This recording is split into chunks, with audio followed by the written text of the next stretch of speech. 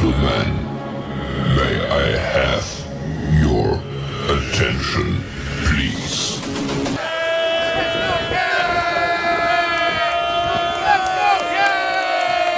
The show starts in 3, 2, 1, go.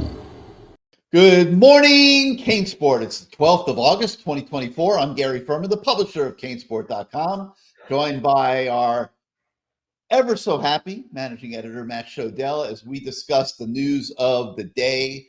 But actually, if I'm truthful, I don't know that Matt's really happy because what we're talking about today is an interesting subject, and it's a story we have on the website this morning about just the rinse and repeat nature of the preseason rankings that have come out.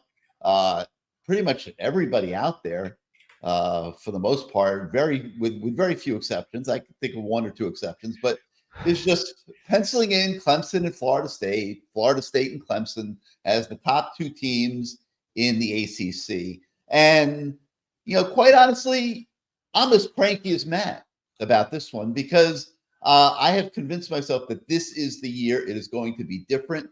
I see a better roster. I see a lot of improvements across the board. And I just refuse to believe that it's not going to lead to a better product on Saturdays as we go forward here over the next 3-4 months. And if that's the case, then Miami should be above a Clemson team, which showed that it was in the decline last year. And I don't know what's happened there that somebody's going to make them show up again as the Clemson of old.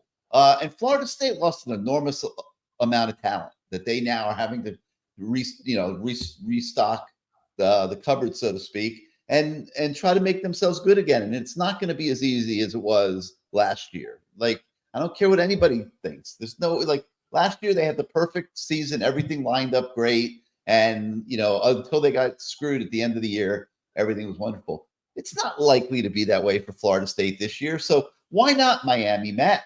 Why are we here in the 305 in the Canes Nation so bullish on this 2024 edition of the Miami Hurricanes? And why is the outside world somewhat yawning and saying that Miami be the 3rd best team in the ACC? Why? That's not even the right question. I got to tell you the truth. I didn't pay any attention to the first 2.5 minutes. I was still reliving the Tom Cruise jumping off the roof in Paris. And to some extent, regardless of what you were talking about, these predictions, these polls, these whatever you want to call them, prognosticators, are totally meaningless. And that's what the story this morning is about, because I took a look for a perfect example, right? Is if you look at the last 3 years of the ACC media polls, Miami fans love to say the ACC media hates Miami, but they've gotten everything completely wrong. And I didn't even look further back. I'm sure they were just as bad previously, although Clemson obviously is always going to be picked first. But in the last 3 years, they've got nothing right at all, except for one of the years that Clemson finished first in that division. One of the teams, there was one year where they picked Duke last, and Duke finished second. There was a year, I think it was Pittsburgh was 3rd from the bottom, and they won the division. It's just not even close. Okay, not even close. And a lot of this stuff is just based on the past and based on perception. So Florida State went undefeated last year, so they're going to be in the top 15, top 20 automatically. It doesn't even matter that they have nobody back at quarterback, that most of the transfers that were major impacts last year are gone. Nobody cares because these people, God forbid, Florida State's out of the top 25, which they should be, based on literally what they have this year, right? Nobody really, nobody, who do they have that's absolutely off the charts amazing, right? That's so much better than Miami by position. So they shouldn't be in the top 25. I think they will finish outside the top 25, okay? Clemson has been fading every single year since 4 years ago. If that trend continues, they shouldn't be in the top 25, okay? And those are the top 2 teams. And for instance, I looked at was it Athlon or Lindy's? I can't remember anymore. I think it was Athlon. So I looked at the Athlon. Yeah, it was Athlon. I just checked. Okay, so it's Athlon.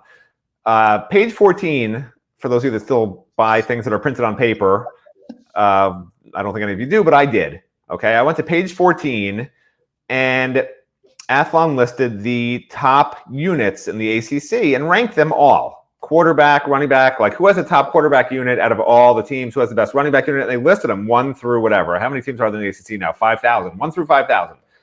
And basically what you can do through that is you can mathematically determine who Athlon thinks the best teams are, right? Because whoever has the higher numbers is going to be the worst teams, right? If you're 8th at quarterback, 7th at running back, 6th at receiver, 5th, you add those numbers all up, you get a certain number, right? For the sake of conversation, it's an okay formula. I'm not sure how scientific it is, but it's but listen, this is like this. If you're a magazine and a respected magazine and you want to do that, well then have your preseason rankings match those numbers. Guess who number 1 in the ACC was when you add it all up? Miami.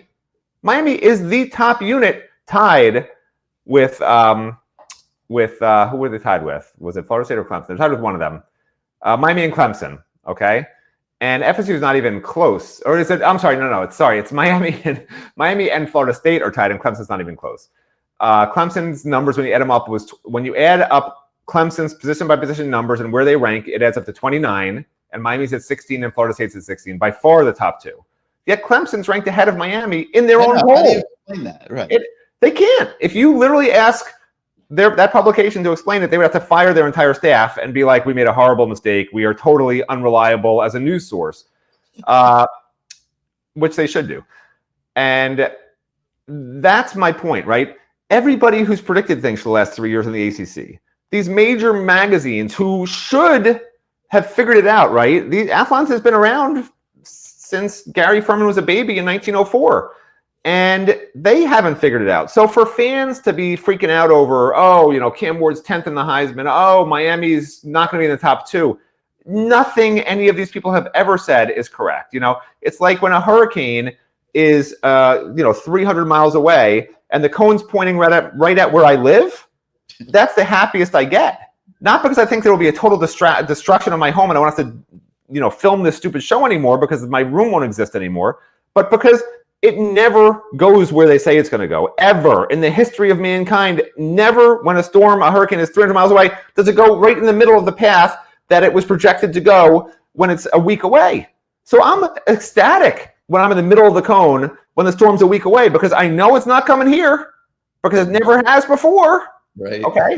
And that's like what these predictions are. I said in the story, you may as well just take a dartboard, put every ACC team on there, throw darts at 2 of them, and literally you probably will have a better chance of having those 2 darts, having one of those teams be in the championship game than these prediction people who never get it right, as you can see in our story this morning. So, again, I don't know what you said the first 2 minutes. I apologize.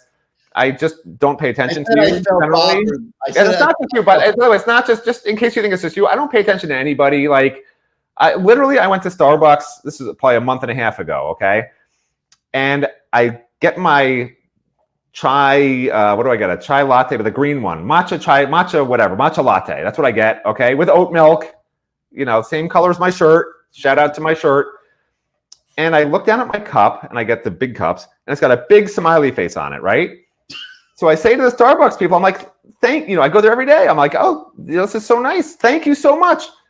And then I look at the other cups on the counter, and they all have smiley faces. And I said to them, never mind. I didn't realize that everybody got smiley faces. I'm not one of these guys, everyone gets a trophy, right? I thought it was just for me.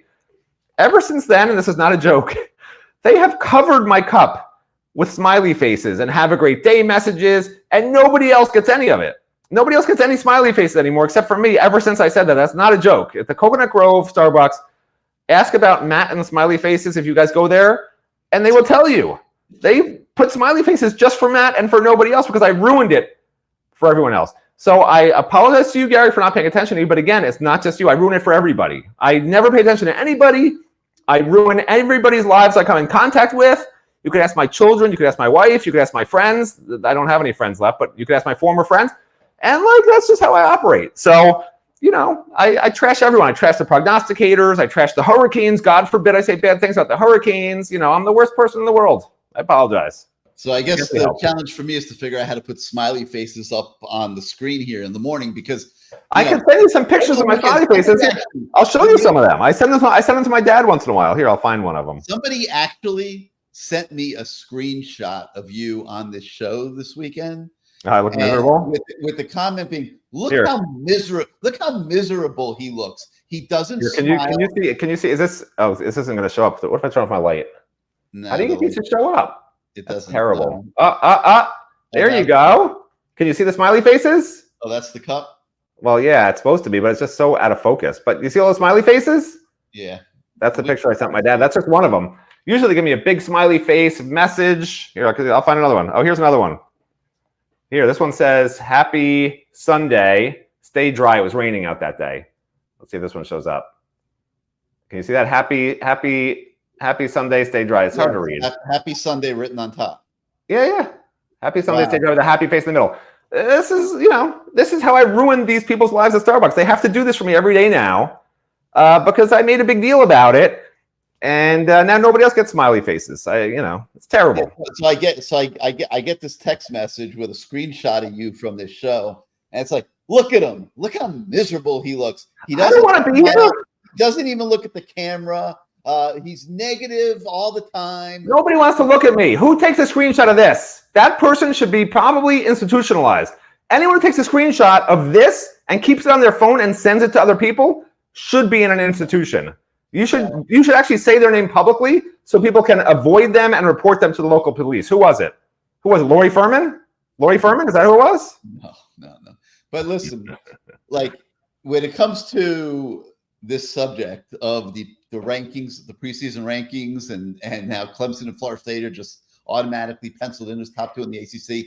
I share your disdain and your frustrations or whatever. I just don't think people are really paying attention. Now, all that said, this stuff has to be proved on the field, ladies and gentlemen. And Miami gets a golden opportunity August 31st when they go to Florida. And you can't poo-poo how big that game is at every level. And you never want to put everything on the first game of the year, because what if you don't win? you got a whole season in front of you. But look, like everything's on the line in this game after everything that's gone on here for years, and Mario coming in and how hard he's worked and how much money the university's invested. I can go on and on and on. They got to beat Florida. They really do. And if they do go up there and take care of business, I think some of the respect stuff might start taking care of itself. But right now people are in show me mode. Like I will believe that Miami can be what we expect Miami to be when Miami shows us that they can be that. And obviously those instances have been few and far between for the last 20 years. So it'll be interesting. But in the meantime, so along those lines, the team had a scrimmage this weekend, and we put a lot of time in. We spoke to people who were out there and stuff through the weekend, and just to get an idea of how things went. And what's been going on at practice this first week is the defense has been pretty dominant in a lot of practices. And my feeling is that the reason for that is that these practices are all pretty scripted. The coaches literally plan their practices play by play, and we're going to run this and you're going to be in this defense. And it's all scripted to teach the team certain things. It's not true football where you're just freewheeling it. You're calling plays, you're adjusting the coverages, you're running your offense, you're checking at the line of scrimmage.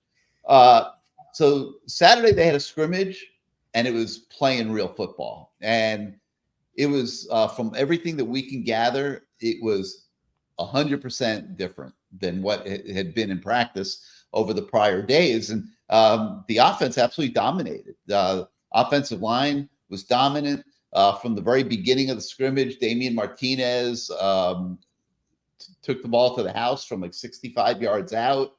I'm not sure that beyond that there was a ton to talk about, at least from what we've heard, from the running backs. I heard Restrepo had a couple nice catches.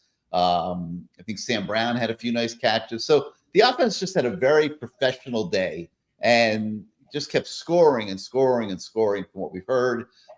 Just what you would expect from this Miami offense that's absolutely loaded with talent this year. And they could score even if they're not at their best. And but from all accounts, they took a big step forward Saturday. They were very efficient, made some adjustments to what wasn't going well earlier in the week of practice, and really handed it to the Miami defense. So the thing that I'm very interested in, Matt, to see this week, I want to see how that defense responds. Okay. Like, they went and watched film, and Lance Guidry was cussing up and down the room, and all the position coaches were, holding their heads down in shame over how some of the play went and stuff like that. And that this week the gauntlet's going to be laid out for the defense. Like, this week it's going to be a different deal. We're going to step up and be counted. I'm very anxious to see if it unfolds that way. They will have another scrimmage next weekend.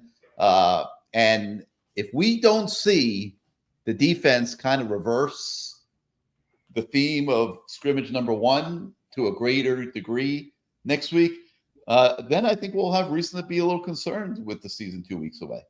But I think the defense is going to, get turbocharged a little bit this week. And I personally would expect a little bit of a different story next weekend. And it's good if these units go back and forth, Matt.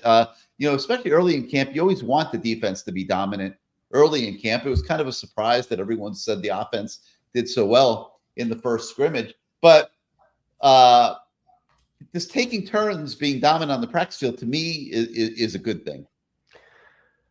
Listen, I couldn't pay attention to you again because you said that you can't poo-poo this game. After you said poo-poo, I lost my appetite for listening. I made it clear last week I wasn't happy because in the past, let me go back because, people don't ever watch this show, so nobody remembers the last show. But in the past, I was always very big on the defense should be better than the offense, right? In spring and fall, I always wanted the defense to be better than the offense because defenses win championships, right? That's the saying.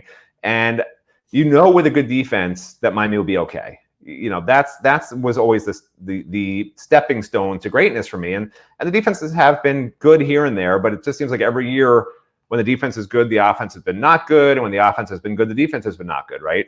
That's literally what it's been for 20 years.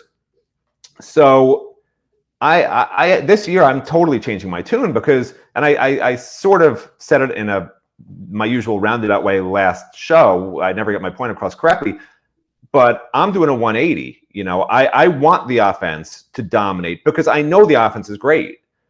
The defense, I feel like I know that this defense is not great. I know fans don't want me to say that. I think the defensive line is deep, and I think if Akeem Messidor stays healthy, that the defensive ends have a chance to be among the best in the country. Defensive tackles, I'm not sold on whatsoever. I don't care what people say, okay? So great defensive ends, awesome, okay? They have one great linebacker. I'm not sold on the rest of the linebackers. I'm sorry. Wesley Basains plays great in practice every year, and then he gets in games, and he's like hit or miss. Secondary is a big question mark. I don't think anything's different. And you saw in the scrimmage when they went live, like Gary was talking about, it was a different type of show than what we'd seen previously when things were scripted. And the quarterbacks, of course, should not have been thrown into coverage and double coverage, even in scripted plays. That's unacceptable. But regardless of that, I'm very much encouraged, very, very happy. Can you see how happy I am? Look how happy I am. I'm extremely happy that the offense dominated the scrimmage, partially because they were not dominating previously when they should have been, right? Like this is the way things should be, right? The USA should have as many gold medals as China, even though China has way more people and opportunities to have greatness than the United States.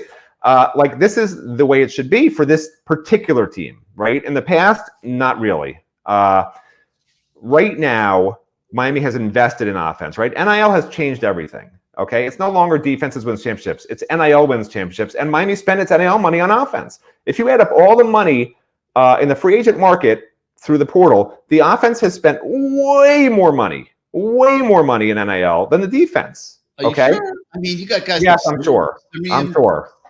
Simeon Barrow, you got Tyler Barron, you got Mish Powell. I mean, add all three of them up. They barely equal what one guy on offense got. Yeah, well, Damian Martinez and Cam Ward alone are your defensive line and linebacker. Okay. Way more. This is where the investment is. Okay. Zach Carpenter. You got 2 5-star offensive linemen they NIL'd on. Okay. Like, that's where they put their money. So that's the position that has to perform, that has to be the championship level part of the team. If the offense can be championship level and the defense can just be good enough, even top 30 in the country, okay, even similar to last year, if the offense takes that jump up to where they're averaging 37, 38 points a game, right, in that upper echelon of top 5 offenses, which they should be, right? Cam Ward, on a losing Washington State team last year, they had the number 4 passing offense in the country. There's no reason with this offensive line and Damian Martinez, this should be a top 5 offense in the country, period.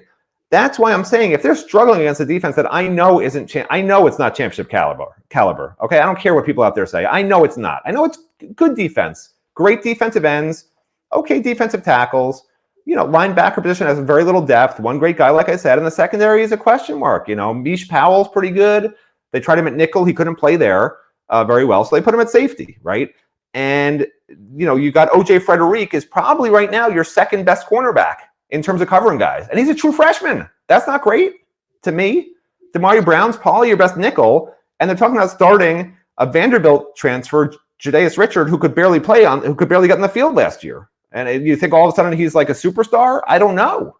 A lot of question marks in the secondary. So I know that the defense has questions, is not championship level, in my opinion. I know the offense is. So when the offense is struggling against the defense that I know is not championship level, that's why I was upset for a few days last week, okay? Now I feel things are, the world has turned, the sky has lifted again, okay? Look at that, everybody. He does smile sometimes. The sky has lifted. I'm very happy. I'm very happy with what I heard coming out of Saturday scrimmage. I think that's how it should be. That's how it should look. And I think I'm standing by my 10-win prediction. And you know what? If the defense winds up being better than I thought it was and think it is, then they can win 11 games. You know, I'm not telling you they're going to win 12, but if the defense can magically be great, which, you know, some fans just want to say it's going to be great just because they want to say it, right? Other websites want to tell you the defense is amazing because, you know, look what they're doing. Well, who are they doing against? They're doing against an offense that, you know, there were scripted plays. You can't tell. They weren't even tackling to the ground until Saturday, right? So for all these other sites to be like, oh, the defense looks amazing now. They're so good. Look, they're shutting down the offense. They're getting all these interceptions. You know, again, not tackling to the ground. You know, like Gary said, scripted plays, right? Should the quarterbacks have been throwing the ball? No, I already talked about that. That bothered me a lot, obviously. But, like, take it with a grain of salt, okay? Like, don't buy into the hype, you know? Just because Kamala Harris is the new bright, shining thing that everybody loves doesn't mean that she's the greatest candidate of all time for the presidency. Not that I wouldn't vote for her. I might vote for her. I'm an independent. But, like, this defense is not Kamala Harris, right? This should not be like, oh, they're the bright, new, shining thing that just appeared out of nowhere. This is the same defense we saw last year, missing a lot of defensive backs, missing a lot of defensive linemen, and with a ton of new pieces that we don't know how they're all going to mesh together. We don't know. When Tyler Barron's a backup, is he going to be happy? Because he's going to be a backup right now. You know, he came here for 1 year to make the NFL, and right now he's a second teamer because Akeem Messidor's the best player on defense. It wasn't supposed to be that way. They sold Tyler Barron on Messidor's got torn ligaments. You're going to star here coming in. And, you know, how does that help his psyche, right? I mean, he's got to be a team player right now. And I'm not sure how that plays out, right? And the same thing with all the other transfers. Like, they took so many transfers that need to have one great year. And when you're rotating these guys constantly, can you keep everyone happy? You know, Gary's always fixated on there's only so many balls to go around on offense. There's no doubt about Well, there's only so many reps to go around on defense. And the big problem last year, and players will tell you this, last year, a big problem and a reason they were not good wasn't because of the talent level. It was because of the locker room dynamics. There were some cancers in that locker room that spread through that team, and it was a selfish group, and it wasn't the Mario mantra that he wanted. And they think now they have it, but, you know, thinking and having are two different things, you know. You can have a sandwich and you can have a sandwich. And I told you before, a sandwich is a sandwich that's just two pieces of bread with nothing else, okay? And Miami might think they have a sandwich right now, but they might find out there's no turkey or provolone or lettuce or tomato there. And we won't know till we get into the games and you find out how guys are behaving. Because in practice, it's different. Okay, guys who have played football, like Gary Ferman, down in the trenches, when Gary was 6'6" and 320 pounds, he will tell you that in practice, he would just half-ass it. And in the games, he would get run over. But for these Miami Hurricanes players, the attitude in practice has to translate to the attitude in games. And sometimes it doesn't, sometimes it doesn't. And you don't know till you get into that fight against Florida what you're going to get from these guys and the want to and the will. And Mario Cristobal can say all he wants right now, 9-10 days into practices, that we're so different and da-da-da-da. He was saying the same stuff last year, people. He said the same stuff last year before the season. And he wasn't lying. 31st in the fourth quarter. No doubt. He wasn't lying last year when he said it. He's not lying this year when he says it. The problem is you don't know till you get into the fire, and they're not in the fire. You can try to simulate the fire all you want, but it's not the fire. It's just a bunch of hot coals that you can walk on if you go really quick. And we will find out August 31st what this team's made of, quite honestly. No doubt. And they better stay together. Listen, everyone's not going to be happy every week. You know, Tyler Barron may not like his playing time, you know, in some weeks. You know, you look at all these guys on offense, like everyone's not getting 8 catches a game. You know, no, this is the big, this is what nobody wants to talk about. And to me, it's the biggest factor of the entire season is will these guys play unselfish football, root for each other, and be fine sitting on the bench and be fine with other guys getting the ball? Because if they're not, then the Mario mantra, again, is going to fail. And, you know, I don't know if Mario's cult of personality can overcome NIL, you know, the NIL selfishness. You know, NIL by definition is selfish, right? I want money. I'm leaving my program that you developed me for 2 or 3 years. I'm taking the money and I'm leaving. That's what these guys do. To you for one season. Right. And now they have one season to show out. And if they're not, and it's 3 or 4 games in, and their family and friends are like, what's going on? You're not going to get drafted. You're going to be, you know, working like Matt Shodell, making no money, doing stupid shows on the internet. They'll be like, this is not acceptable. Yeah. You know, late in the fourth quarter in Gainesville, if you're in a close game. You agreed with me that this is a stupid show? Yeah. I like that. Yeah, you agree.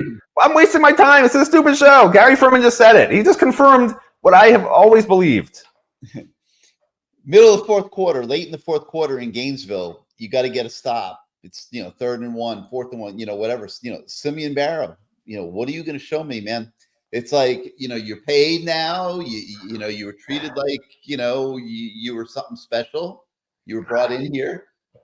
Now you got to make plays. You know, you got to make plays, or else the whole thing was one colossal waste of time. Oh, and can I say something really important, by the way? Yeah. This is, sorry to interrupt you. This is super important. I already know I annoyed a lot of people today. So I want to promise everybody I will not be reading any of your stupid messages on the YouTube channel, okay? So don't even bother writing how you hate me and how I'm stupid and how I don't know football or whatever. I'm not looking today. I look the other days, I respond nicely to people, you know. I'm like, yeah, I'm an idiot, you know, I'm so sorry, I'm a horrible person. You know, I say that. I'm not doing that today. I'm not even looking, so don't even bother posting your comments. Sorry. All right, thank you for letting everybody know. I'm done with that. Now let me get back to to some of the things I wanted to talk about. So anyway, like that's going to be a big thing. These guys, they got to stay together. They can't be selfish. Everyone's not going to get to eat every week, okay? And they ought to accept that now before the season even starts. Now, I said earlier that I'm feeling like a little cranky, like a Matt Shodell style. And something that made me really cranky was when the Olympics ended yesterday, and the ACC put out a release basically trumpeting the fact that the ACC conference had 98 total medals on the international stage. And it goes to show what a great athletic conference this is, you know, even if at least half of them are from Stanford. But it got me thinking, Miami had one Hurricane athlete, pole vaulter Alicia Newman. She won the bronze medal, okay?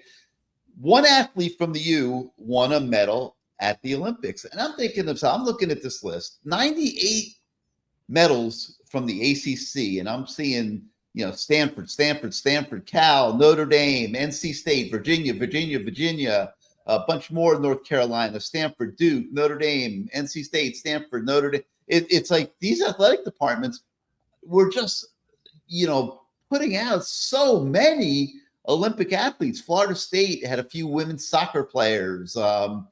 It just went on and on and on and on and on. And I'm like, wait, what's going on in the minor sports programs at Miami? Has the university become so centralized on football and I guess basketball that all these other sports, like, they're not, why aren't they producing some Olympians too? Like, why is everybody else in the ACC to the point where we have 98 medal winners coming from the conference? Why wasn't there more than one from Miami? And so I'm going to urge Dan Radakovich, the athletic director, to take a look at that. I think they need to increase the expectations in the minor sports programs at Miami. If Stanford can do it, there's no reason Miami shouldn't be able to do it. And in 4 years, when the Olympics come home to Los Angeles, I want to see more Olympians from the Miami Hurricanes out there. And that's the gauntlet I'm laying out for all the minor sports programs in Coral Gables right now. They're not called minor sports. They're called Olympic sports. What's the matter with you? They're not Olympic sports if you're not producing Olympians. Oh my God! You can't call them minor sports. What's the matter with you? Call them Olympic sports. They're not producing Olympians. I mean, that's what they're called. That's the name of those sports. I mean, they have to. They can't just mail it in. They have to. What would you rather, Guy? Would you rather have 10 Miami gold medalists or Miami Hurricanes national championship team in football? National championship. Oh, really? So why don't we talk about that? Well, we can talk about that. These poor people, striving, working their whole lives for a gold medal, and you just say, I don't care if there's 10 of you. I don't care if there's 100 of you. I just want a football team to win. Yeah, that's real nice. Fine, but real nice. Should Miami have more than one Olympic athlete if you're talking about 98 medal winners? You don't even care if they have Olympic athletes. You have this whole big diatribe about, you could look that up, Gary, about how, we need to win more Olympic medals. And I'm like, well, would you rather have all these Olympic medals or the football team win some games? You're like, the football team. Like, not even a hesitation, not even a split second to think about it. These poor people. The expectations, like, why shouldn't Miami be producing swimmers and divers and, volleyball players and soccer players? And they have all those teams. It's like, why shouldn't more Olympians come from Miami? So I'm laying out the challenge to the minor sports coaches at the U. Pick it up on the recruiting trail. Let's step up our game. Let's see more Olympians from Miami. I mean, if I ever see, if there's ever a headline on CaneSport that says synchronized swimmer Pete Smith commits to the Miami Hurricanes, I quit. All right, I'm telling you right now, that will be my last day working for any sports organization affiliated with the Miami Hurricanes. If that's the top story of our day. All right. Well, before Matt quits, if you do like this show, despite Matt, and you like our channel, please hit your subscribe and like buttons. It helps us with the algorithms at YouTube and growing our audience. And if you are not yet a subscriber to CaneSport.com, please head on over to our site, become a member, join our community of fans. It's a great group of men and women that are on our site every day, chatting it up, talking about all these crazy topics. And your subscriptions really do allow us as an entire team here at CaneSport to do what we do every single day. And our mission, of course, is to enhance your fan experience. I hope we're successful. But please, if you're not yet a subscriber, come on over to CaneSport.com. We need you. We want you. And, come join our community of fans. All right. Just some final things about our coverage on the website today. Everything's pretty much shut down in Coral Gables, but we are going to have a chance to hear from Mario Cristobal later this morning. You'll see that on the website here as the morning continues, so make sure you check that out. We have an enormous amount of recruiting coverage. Well, first, let me see, our Inside the Lines features are continuing to roll out, so make sure you check all those out, get to know the players a little bit better. But we do have a reasonable amount of recruiting coverage on the website today. We've got an update with 4-star Miami Southridge 2026 receiver, Brandon Bennett. He returned to Miami's campus at the end of last month, tells us where things stand. We have an update with Miami Northwestern 2026 cornerback Javari Flowers. It's been a few months now since he received his Miami offer, but he is building connections and relationships in the current staff, and you can read up on how that's going. New Iberia Westgate 2025 cornerback, 4-star Miami commit, Jabari Antoine. We have a look at him through his coach's eyes. They will tell us what kind of player is Miami getting in Antoine. So make sure you check that out. We also have a similar coach's perspective on Birmingham Parker and Alabama 3-star defensive back Timothy Merritt. He's getting ready for a season, and we're going to be previewing all these guys' seasons coming up here in the coming days. High school football season getting ready to crank up, and we're trying to check in with everybody we can just to see how things are going with them as they get ready for the season. Southridge High 2026 center Ryan Moret. He's been on campus a handful of times this offseason. We give you an update on him, what he's hoping to do this season, and how he's one of Miami's main center targets in this next recruiting cycle, the 2026 cycle. And for anybody who has any questions about recruiting, Stephen Wagner has a question and answer thread going in the message board, taking all questions about recruiting. So make sure you participate in that. I've got a similar one going on football questions. Happy to answer anybody's questions on any subject pertaining to the football team. So just go to the War Room message board and post in that thread, and I promise you I'll answer it as soon as possible. But that's going to do it for today for Good Morning CaneSport. We thank you guys so much for starting out your day with us. We'll be back tomorrow with a special show. I'm not going to give it away. Not going to give away exactly what it is. I will tell you that I don't think it's going to include Matt Shodell. Woo, woo. Everyone's celebrating. Let's go. Party time for the Miami fans. We're going to let Matt sleep in tomorrow morning, but it's a really, really, really good show that we got planned. Make sure you check us out tomorrow morning on Good Morning CaneSport. See, now I'm happy. Look how happy this is. This is the greatest news of all time. It's like 2001 all over again. It's great. So from Matt Shodell, I'm Gary Ferman. Thanks for joining us once again, everybody, and we'll see you next time.